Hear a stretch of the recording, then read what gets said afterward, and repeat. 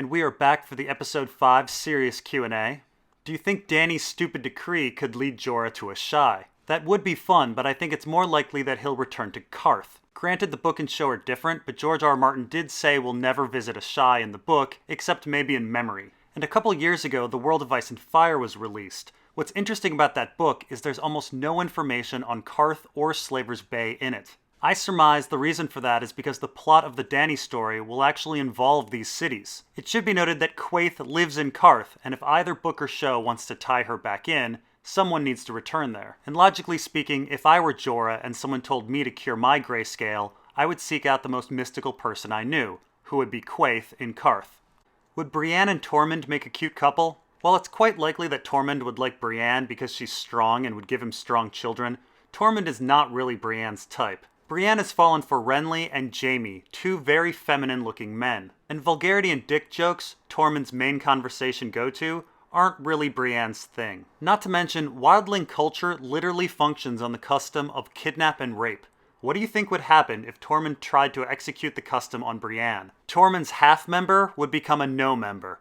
If Brienne didn't kill Stannis, what made her stop? Of course this is a big if, but I still have hope. Brienne's duty is to protect Sansa. In a world where Lannisters sit the Iron Throne and Ramsay is in Winterfell, Sansa will never be safe. From Brienne's perspective, Stannis is the best hope out there for getting rid of the Boltons and the Lannisters. If she's really serious about keeping Sansa safe in the long term, keeping Stannis alive and keeping his secret makes sense.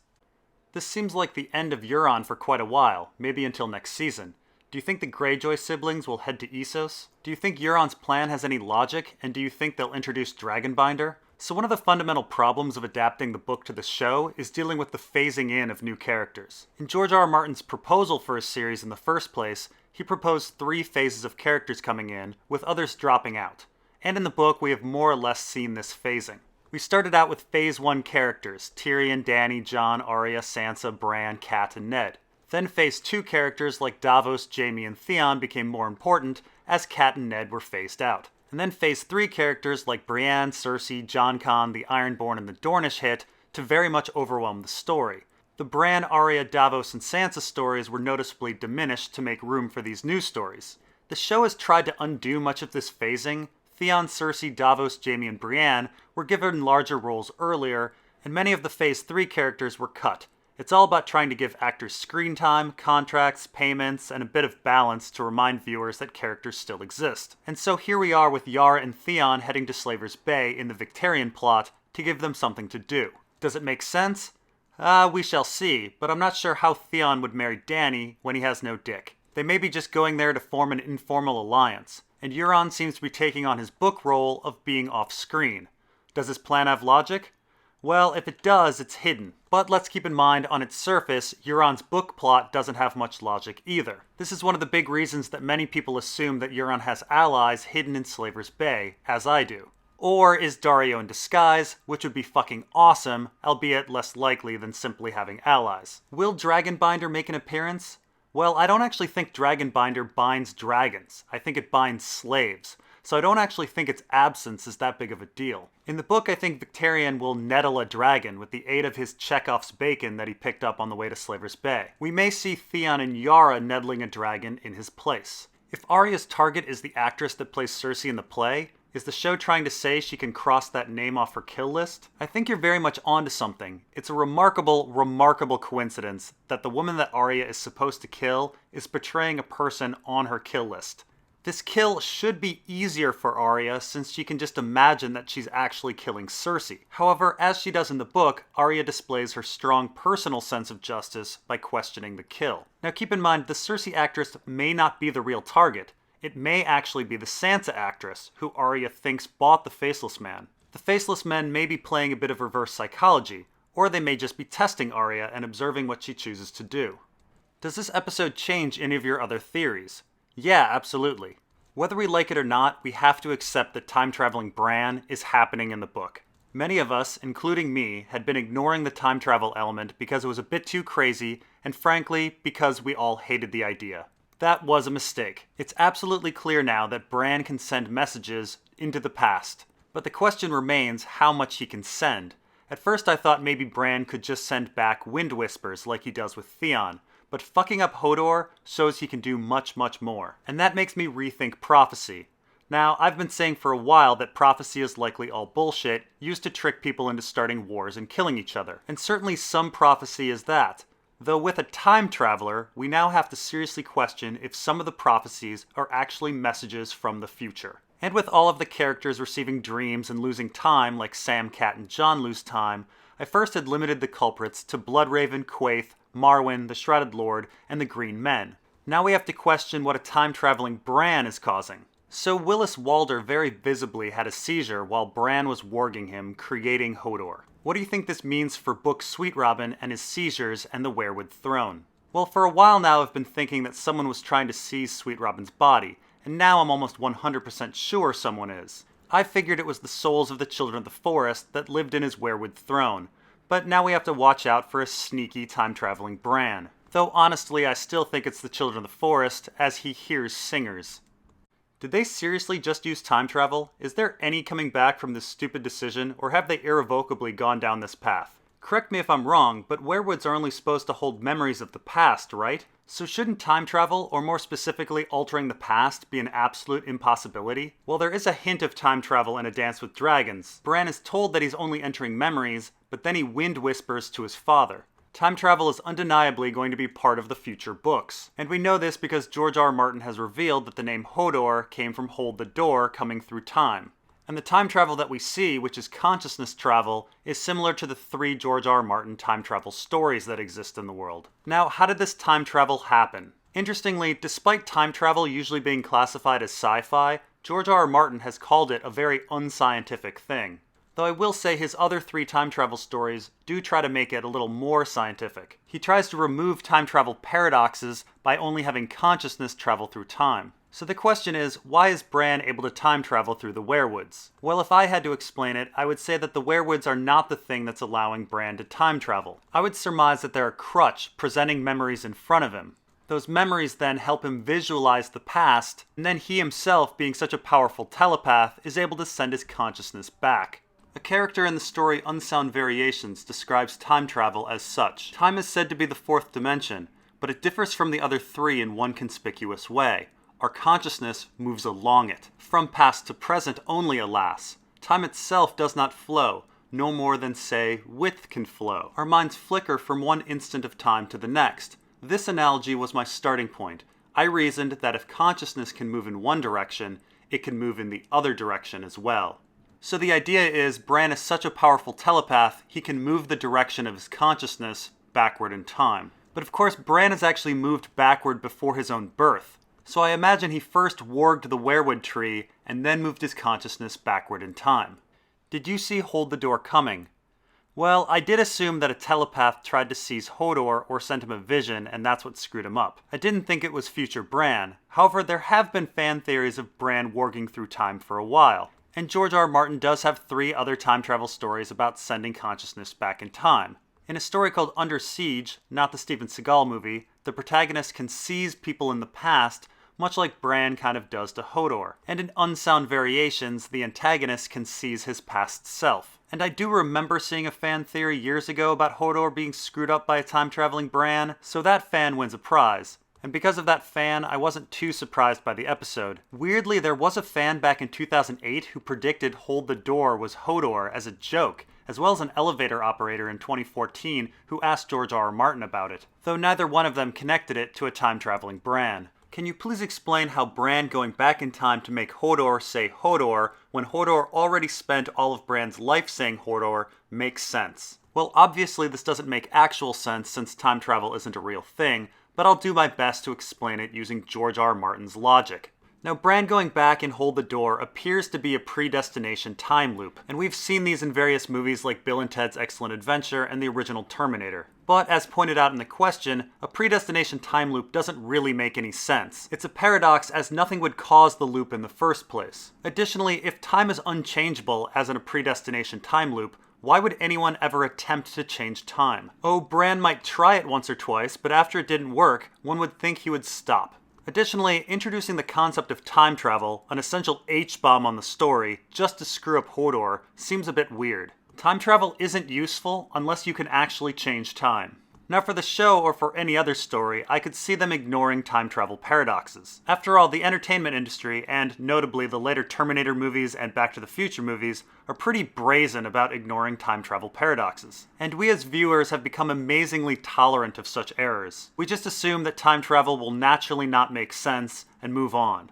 However, in George R. R. Martin's time travel stories, he's actually very focused on these paradoxes and trying to resolve them. In fact, it's the whole reason he only does consciousness travel in time travel. For example, even if Bran does something to make Hodor erase future Bran from the timeline, Hodor himself is still there to do it. Consciousness travel is kind of a get-out-of-jail-free card. I'm not saying it makes sense, but I'm saying that George R. R. Martin has thought about this stuff. So while the show may have a predestination loop and then switch to changeable time, I don't see George R. R. Martin making that same switch. I think the story we know is as follows. We are viewing timeline number 2. In the original timeline, Hodor was fine, but Bran didn't like the general outcome. And so he sent his consciousness back in time to change things. Hodor got messed up, but Bran learned a bunch and figures he knows how to change timeline 2 to become a good timeline 3. However, the knowledge he's learned is only relevant if Hodor gets messed up again. It's a bit like replaying a game of chess against a computer. Your moves, even your mistakes, have to be replayed to get to the same point again. Bran 1 has to manipulate Bran 2 into making many of the same choices he did before making a different choice later on. If you'd like to read how George R. R. Martin views time travel himself, check out Unsound Variations. I've left the link in the description below. The story also highlights how not forgetting can lead to a lot of revenge. It's hard to read the story and not think of Doran Martell or the Children of the Forest. Is there any logical plot reasons for killing off Summer and Shaggy Dog like they have for the past 2 weeks? Is it only to feed the motif of Starks being fucked once their counterpart dies? And did the books state that all Starks throughout history have maintained direwolves as pets, or only our show characters? Well, I'm guessing they were killed off because CGI direwolves are expensive.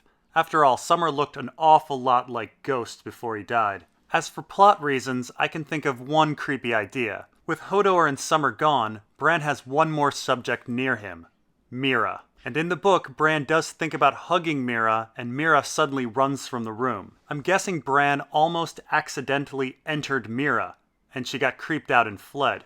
And I made that rape analogy intentionally. Bran's seizing of minds is a horrific and violent invasion. Hodor hates it in the book. His consciousness hides from Bran like a brutalized dog. However, if Bran wants to walk around, he doesn't have Summer or Hodor anymore. He only has Mira. Now, as for the Stark children and their counterparts, I don't actually think they're screwed without their direwolves. I just think they develop differently. Bran was flooded with experiences from his direwolf, dreams, and the werewood net, and his abilities were enhanced by his coma and his time dark in the crypts. Rickon, who also spent time in the dark, is probably the next strongest warg, but him being young, he seems to have been dominated by the personality of Shaggy Dog rather than the reverse. If anything, his direwolf screwed him over, made him more violent and unpredictable. Arya is probably the third most developed due to her blindness, but her training may have sent her down a different path of face changing. We never really got to see where Robb was going with Grey Wind, and Sansa has no wolf, which means her telepathy may have developed into some sort of different empathic ability that causes men like the Hound, Tyrion, and Sweet Robin to fall under her influence. Now, historically, we don't really know about the Starks' relationship with direwolves. We know there haven't been direwolves south of the Wall for 200 years, which means, by the way, their disappearance coincides with Queen Alysanne's reforms, banning the right of the First Night in the North. I'm not sure why direwolves would die out around this time. It may be that some of the other houses felt resentment against House Stark and decided to hunt the direwolves to extinction. What we do know is that House Bolton historically skinned Starks in particular, which implies that the Boltons saw them as less than human. This theme is explored in a different George R. R. Martin book called Dying of the Light. So while Starks keeping direwolves as pets seems unlikely, this Bolton practice of skinning Starks points to the fact that the Starks have been warging direwolves for a long, long time. So how much of this do you think will happen in the book?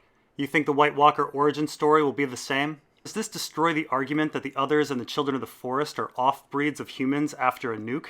For those that don't know, I hypothesized that the Long Night was a nuclear winter, and the others and the Squishers are genetically altered humans that came about due to inbreeding in their underground bunkers or through genetic engineering.